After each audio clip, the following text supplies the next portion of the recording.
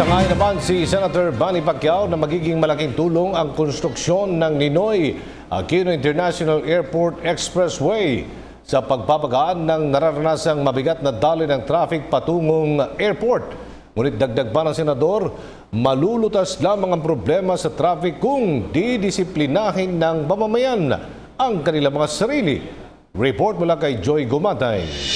Kinilala ni Senador Manny Pacquiao, ang chair ng Senate Committee on Public Works, ang epektibong pangangasiwa ng Department of Public Works and Highways o DPWH sa konstruksyon ng Ninoy Aquino International Airport Expressway o NAIA-X, gayong ilang linggo na lang ang hihintayin tungo sa tuluyang pagbubukas nito sa publiko.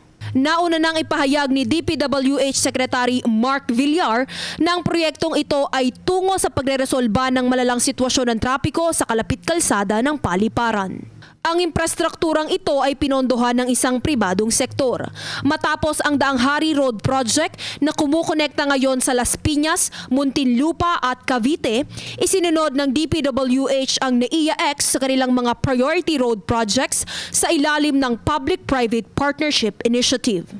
Ngunit kahit pasang-ayon ang senador na magiging malaking tulong ang flyover na ito sa pagpapabuti ng traffic situation papuntang NAIA, naniniwala siya na may mas mabuting solusyon sa tuluyang pagpapagaan ng daloy ng trapiko di lamang sa mga kalsada papuntang paliparan kundi sa lahat ng highly urbanized areas sa Pilipinas.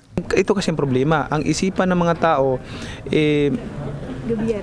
gobyerno ang magbabago. Una, dapat sa sarili natin, ipakita natin ang pagbabago natin. Para nang sa gayon, makita natin yung pagbabago sa ating ano. Ang pagbabago talaga, ang tunay na pagbabago ay magsisimula sa bawat isa.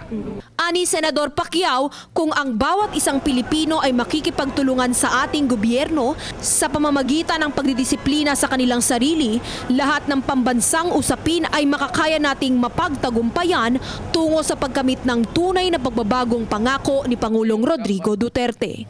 Para sa PTV News, Joy Gumatay. Ako po si Cathy San Gabriel. Subscribe na sa PTV YouTube channel. I-click lang po ang subscribe button.